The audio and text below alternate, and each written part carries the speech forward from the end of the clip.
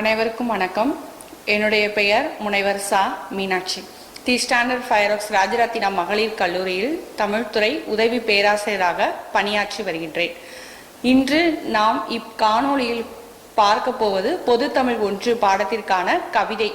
ஒரு 2 கவிதை மட்டும் இந்த காணொளியில பார்க்க போறோம். ஒன்று சென்ட்ரியூ கவிதைகள், இன்னொன்று புது கவிதையில ஒரு சான்று. சென்ட்ரியூ கவிதைகள். கவிதை அப்படின்றது என்ன அப்படின்னா, நம்முடைய மனதில் இருக்கக்கூடிய ஓட்டத்தை குறிப்பிடுவதுதான் கவிதை. இந்த கவிதை பல வடிவம் பெறுகின்றது. முதல்ல இருந்த கவிதை வடிவம் மரபு கவிதை. எழுத்து, அசை, சீர், தலை, அடி, தொடை அப்படின்னு எல்லா செயல் உறுப்புகளோடு தெரிந்து நாம் எழுதுவதுதான் மரபு கவிதை. அந்த மரபு கவிதையை தகர்த்து வந்ததுதான் புது கவிதை. புது கவிதைக்கு அடுத்து ஹைக்கூ கவிதை, அதுக்கடுத்து சென்ட்ரியூ கவிதை. இப்படி கவிதை வருடத்திற்கு வருடம், ஆண்டுக்கு ஆண்டு என்ன பண்ணிட்டே இருக்குன்னா ஒரு உருவம் எடுத்துக்கொண்டு மாறிக்கொண்டே இருக்கிறது. அதுல ஒன்றுதான் சென்ட்ரியூ கவிதை. நமக்கு இந்த பாடத்துல இருக்கக்கூடியது சென்ட்ரியூ கவிதை. ஈரோடு தமிழன்பன் ஐயாவுடைய கவிதை தான். ஒரு 5 கவிதைகள் இடம்பெறுது. அந்த கவிதை என்ன அப்படின்னு பார்க்கறதுக்கு முன்னாடி, சென்ட்ரியூ கவிதைனா என்ன, சென்ட்ரியூ அப்படின்னா என்ன அப்படின்னு சொல்லி பார்த்தோம் அப்படின்னா, ஜப்பானிலிருந்து தோன்றியதான் சென்ட்ரியூ கவிதைகள். இது ஒரு 3 வரி கொண்ட சின்ன பாவடிவம் கொண்டதுதான். குறும்பா அப்படின்னே சொல்லலாம். 3 வரிவு தான் இருக்கும். இந்த சென்ட்ரியூ கவிதைகள் மனிதனுடைய இயல்பை வெளிப்படுத்தக்கூடியது. 3 வரியில எப்படி வெளிப்படுத்த முடியும் அப்படின்னா, கட்டாயமாக எல்லா கவிதைகளுமே மனிதனுடைய இயல்பை, அன்றாட வாழ்க்கை முறையை வெளிப்படுத்துவதாக இருக்கு. 2வது, இந்த சென்ட்ரியூ கவிதையில அதிகமான நகைச்சுவைகள் இடம்பெறுகின்றது. அங்கதங்கள், இந்த நகைச்சுவைகள் சென்ட்ரியூ கவிதையில அதிகமாகவே இருக்கு. சான்றா கீழே ஒரு கவிதை கொடுத்திருக்கேன். குறுக்கலாகிவிட்ட கடவுளும். அதாவது என்னன்னா, குருக்கள், அந்த குருக்கள் கூட என்னதாயிட்டாங்கன்னா கடவுளாக மாறிட்டாங்க. ஏன்னா கடவுளுக்கு காணிக்கை செலுத்துவதை விட குருக்களுடைய தட்டில் தான் நம்ம நிறைய காணிக்கை செலுத்துறோம். மறுபடியும் கடவுளாகி தட்டு நிறைய காணிக்கை அப்படின்றது நம்ம யாருக்கு தான் காணிக்கை அதிகமாக செலுத்துறோம்னா, இறைவனுக்கு செலுத்துவதை விட குருக்களுக்கு தான் அதிகமாக காணிக்கை செலுத்துறோம் அப்படின்ற ஒரு விஷயத்தை வெளிப்படுத்துறாங்க.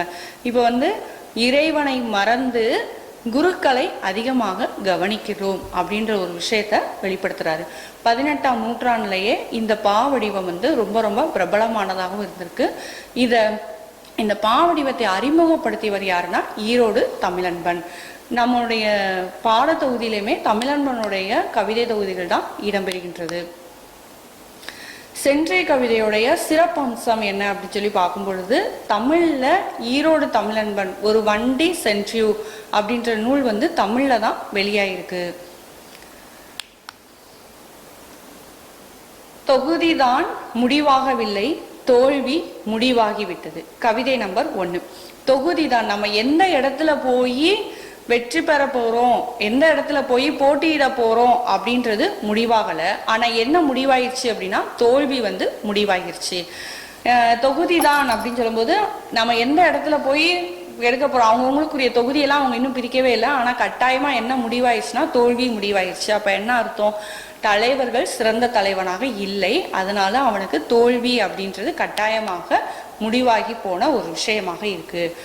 1000 பேரோடு வேட்பு மனு தாக்கல், 50 வாக்குகள்.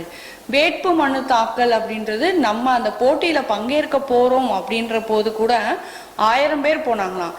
ஆனா அவர்களுக்கு கிடைத்த வாக்கு 50 வாக்குகள் மட்டும்தான். அப்ப சிறந்த தலைவனாகவும் இல்லை, மக்கள் ஓட்டு போடுவதற்கும் முன்னிலை வகிக்கவில்லை அப்படின்ற செய்தியை வெளிப்படுத்துறாரு. இந்த முதல் 2 கவிதையிலையுமே அரசியல் சார்ந்த செய்திகளை வெளிப்படுத்துறாரு.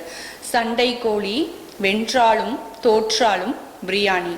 சண்டை கோழி, கோழி, அந்த கோழியை சண்டையிடுறதுக்கெல்லாம் நம்ம பயிற்சி பண்றோம். கோழியோடைய இயல்பு என்னது, அதிகாலையில கூவக்கூடியது, ஒரு இயல்பா வீடுகள்ல வளர்க்கக்கூடிய அந்த கோழியை சண்டையிடக்கூடிய பயிற்சிகள்ல ஈடுபடுத்துறோம். அப்படி ஈடுபடுத்தினாலும் அது வெற்றி பெற்றுச்சு அப்படின்னா அந்த கோழியை வளர்த்தவங்களுக்கு ரொம்ப சந்தோஷமா இருக்கு.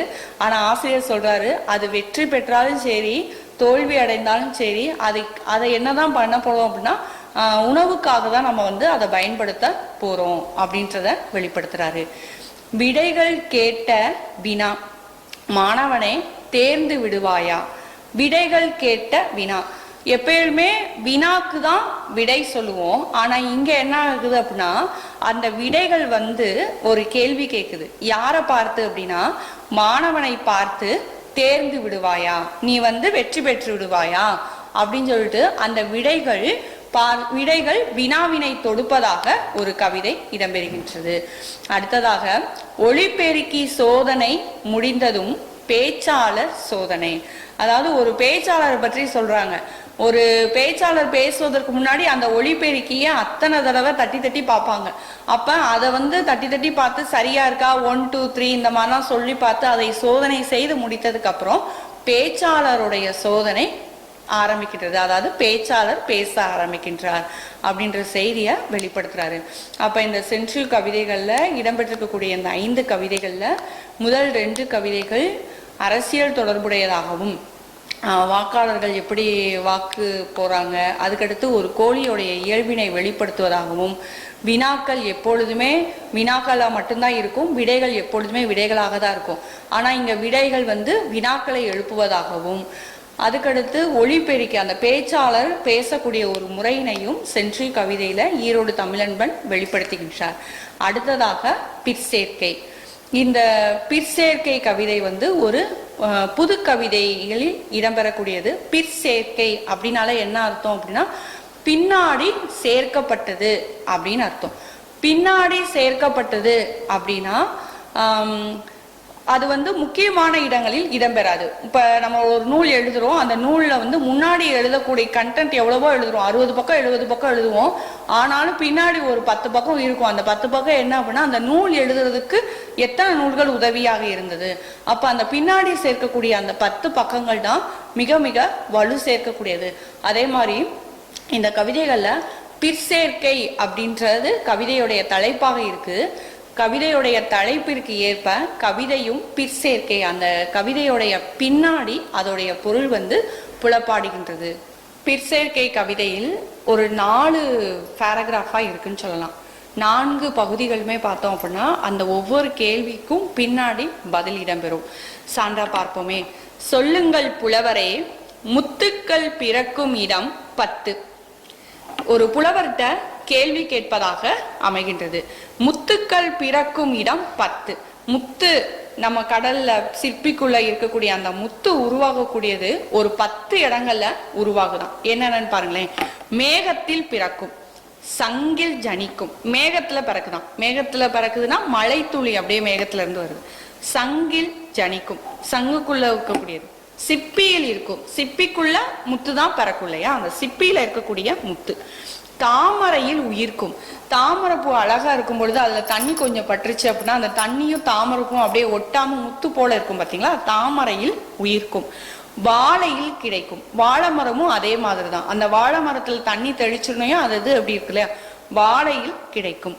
மூங்கிலில் முளைக்கும். மூங்கிலும் அதே மாதிரிதான். அப்ப தந்தத்தில் வெடிக்கும். தந்தம் யானையுடைய தந்தத்துல இடம்பெறக்கூடிய அந்த முத்து. நாகத்தில் தெரிக்கும். நாகம்.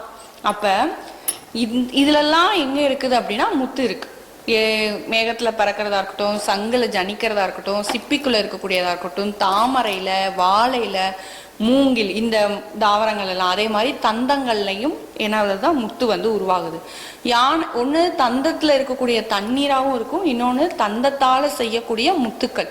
முன்னாடி அணிகலன்களுக்கு அதிகமாக யானையுடைய தந்தங்களை எல்லாம் பயன்படுத்ததான் செஞ்சிருக்காங்க. நாகத்தில் நாக மலராகவும் இருக்கலாம், இல்ல நாகமணியாகவும் இருக்கலாம். அந்த நாகமணியும் எதை போன்றுதான் இருக்குன்னா முத்து போன்றுதான் இருக்கு.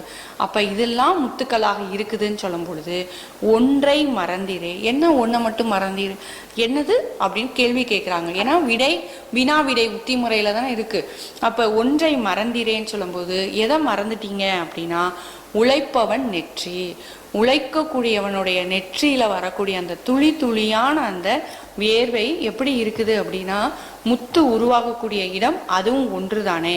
அப்ப நம்ம முத்து பிறக்கக்கூடிய இடங்களாக என்னென்னமோ சொல்லிட்டோம்.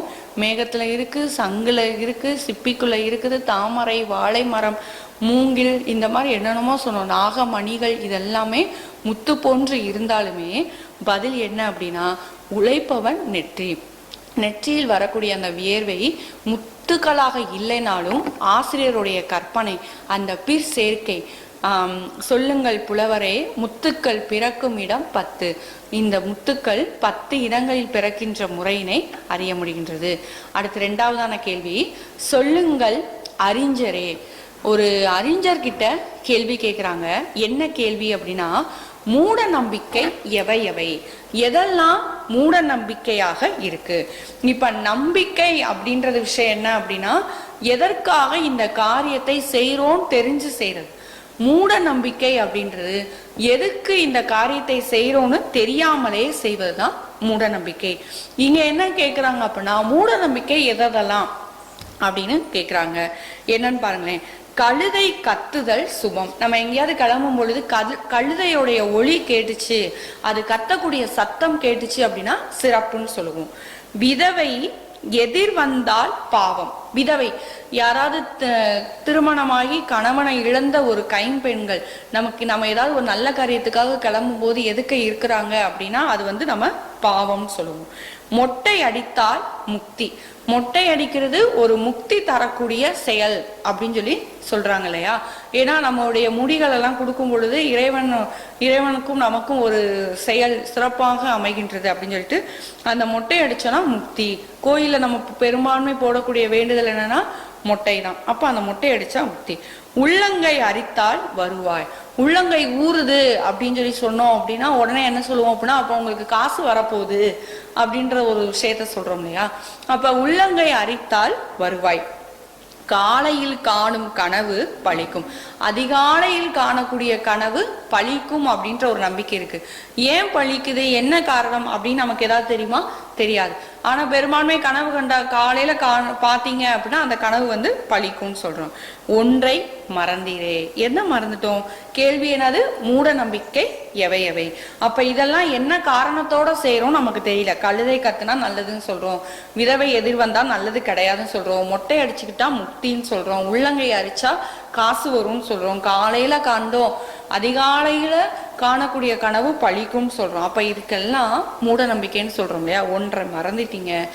என்னது அப்படின்னு பார்த்தா, மந்திரியிடம் மனு. மந்திரி கிட்ட மனு கொடுத்தோம் அப்படின்னா அந்த செயல் கட்டாயமாக நடைபெறுமா அப்படின்னு கேட்டா ஒரு கேள்விக்குறிதான். அப்ப இங்க மூட நம்பிக்கையான விஷயம் என்ன அப்படின்னா, மந்திரி கிட்ட மனு கொடுப்பது.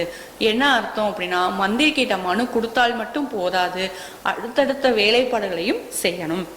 அடுத்து 3வதாக, சொல்லுங்கள் ஜோசியரே. ஒரு ஜோசியர் கிட்ட போய் ஒரு கேள்வி கேட்கிறாங்க. என்ன கேள்வினா, இருட்டிய பின் செய்யத்தகாதவை எவை எவை. முன்னாடி ஒரு காலகட்டம் இருந்துச்சு, சூரியனுடைய உதயத்திற்கு பின் இதெல்லாம் செய்யக்கூடாது. இப்ப சூரியனுடைய உதயத்தின் போது நம்மளால என்ன பண்ண முடியும்னா, நிறைய தொலைநுட்ப கருவிகளை பயன்படுத்தி எவ்வளவு வெளிச்சத்தினாலும் நம்மளால என்ன பண்ண முடியும், உட்கார்ந்துருக்க முடியும். அப்ப அந்த சூரியனுடைய உதயத்திற்கு அப்புறம், அதுதான் கேள்வி, இருட்டியது பின் செய்யத்தகாதவை எவை எவையெல்லாம் செய்யக்கூடாது. முடி வெட்டல் ஆகாது. நம்ம வீடுகள் எல்லாம் அம்மா சொல்லுவாங்க, முடி வெட்டாத, சாயங்காலம் 6 மணிக்கு மேல முடிய விரிச்சு போடாத. நகம் களைதல் ஆகாது. நகத்தை என்ன பண்ணக்கூடாது, வெட்டக்கூடாது. நகத்தை வெட்டுறதுக்குன்னு ஒரு நேரம் இருக்கு. நம்மளுடைய நகத்துல சூரியனுடைய சக்தி இருக்குது அப்படின்றது நம்பிக்கை. அப்ப அந்த நகத்தை நம்ம என்ன பண்ணக்கூடாது, வெட்டுறதுக்கு ஒரு நேரம் இருக்கு. பேன் பார்க்கல் ஆகாது. தலையை விரித்திருக்க கூடாதுன்னு சொல்லி முதல்ல சொன்னேன் இல்லையா. அழுக்கு துணியை வெளுக்க போடலாகாது. நிறைய வீடுகள்ல கவனிச்சோம் அப்படின்னா தண்ணியை ரொம்ப செலவழிக்க மாட்டாங்க. ஒரு பாத்திரம் கழுவணும் இல்ல துணி துவைத்தோம் அப்படின்னு சொல்லிட்டு தண்ணியை அதிகமாக செலவழிக்க மாட்டாங்க. அதிகாலையிலே சீக்கிரமா நினைச்சிருவாங்க. இந்த வேலைகள்லாம் காலையிலே பார்த்துருவாங்க. இரவு பொழுதா மாலை பொழுதா ஒரு அகல் விளக்கு ஏற்றி வைத்து இறைவனை வழிபடணும் அப்படின்னு மட்டும்தான் நினைப்பாங்க. அப்ப என்ன பண்ணக்கூடாது, அழுக்கு துணியெல்லாம் வெளுக்காத. உப்போ மோரோ இரவல் தரலாகாது. இந்த இப்போ வரைக்கும் ஒரு சிலர் என்ன பண்ணதான் செய்யறாங்க, பயன்படுத்ததான் செய்யறாங்க. ஏன்னா உப்புலையும் சரி, அந்த உப்பு மோர் இதெல்லாம் என்ன அப்படின்னா செல்வம் நிறைந்தது.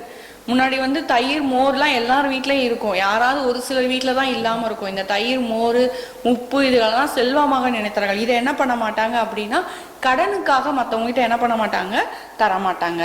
பல் துளக்கல் ஆகாது. என்ன பண்ணக்கூடாது, இரவு நேரத்துல இப்ப நம்ம சொல்றோம் இரவு தூங்கும் பொழுது பல் துளக்கி விட்டு உறங்குகள்னு சொல்றோம். ஆனா என்ன பண்ணக்கூடாது, பல்ல தேய்க்க கூடாது. கடன் கொடுக்கல் ஆகாது. இப்பயும் இருக்குது இல்லையா, மாலை நேரத்துக்கு அப்புறம் நம்ம யாருக்காவது காசு கொடுக்குறோம் அப்படின்னா யோசிக்கிறோம்.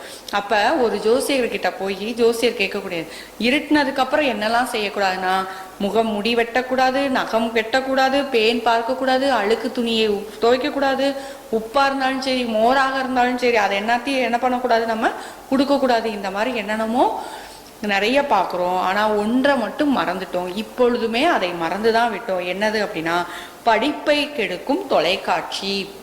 நம்மளோட பொழுதுபோக்காக பயன்படுத்தக்கூடிய கருவிகளை எல்லாம் நம்முடைய பொழுதை மட்டுமே போக்கும் கருவிகளாக பயன்படுத்தக்கூடாது அப்படின்றதையும் ஆசிரியர் ரொம்ப சிறப்பாகவே சொல்லியிருக்காரு. அப்ப இருட்டிய பின் என்ன பண்ணக்கூடாதான், தொலைக்காட்சி பார்க்கக்கூடாது அப்படின்ற செய்தியை வெளிப்படுத்துறாரு. அடுத்து 4வதாக ஒரு கேள்வி, சொல்லுங்கள் பண்டிதரே. பண்டிதரே அப்படின்னா படித்தவர்களே, நீங்க சொல்லுங்க. என்ன சொல்லணும்? பார்க்க முடியாதவை எவை எவை, எதெல்லாம் பார்க்க முடியாது? இப்ப நம்ம கிட்ட கேள்வி கேட்டா இந்த விஷயத்தெல்லாம் பார்க்க முடியாது, காற்றை பார்க்க முடியாது, உணரதான் முடியும், இந்த மாதிரிலாம் சொல்லலாம் இல்லையா? இவங்க கேள்வி கேட்கிறாரு, எதெல்லாம் பார்க்க முடியாது? அலையற்ற கடல், இரவாத உடல், ஆகாயம் இல்லாத ஊர். அலையற்ற கடல், கடல் அலை வராம ஏதாவது ஒரு கடலை பார்க்க முடியுமானா பார்க்க முடியாது. ராமேஸ்வரத்துல கூட கடலுடைய அலை சிறிது சிறிதாக வரதான் செய்யும். இரவாத உடல், உடல் இறந்தே போகாதுன்னு சொல்ல முடியுமா? உடலுக்கு இறப்பு உண்டு. மனிதனுடைய உடலை விட்டு ஆன்மா வெளியேறிடுச்சு அப்படின்னா அந்த உடல் கொஞ்சம் கொஞ்சமாக இறந்து விடதான் செய்கின்றது. ஆகாயம் இல்லாத ஊர், வானம் இல்லாத ஊரை எங்கேயாவது பார்க்க முடியுமா? இல்ல என் ஊர்ல வானம் இப்படி இருக்கு, உன்னுடைய ஊர்ல வானம் இப்படி இருக்கு என்று கேட்கதான் முடியுமா?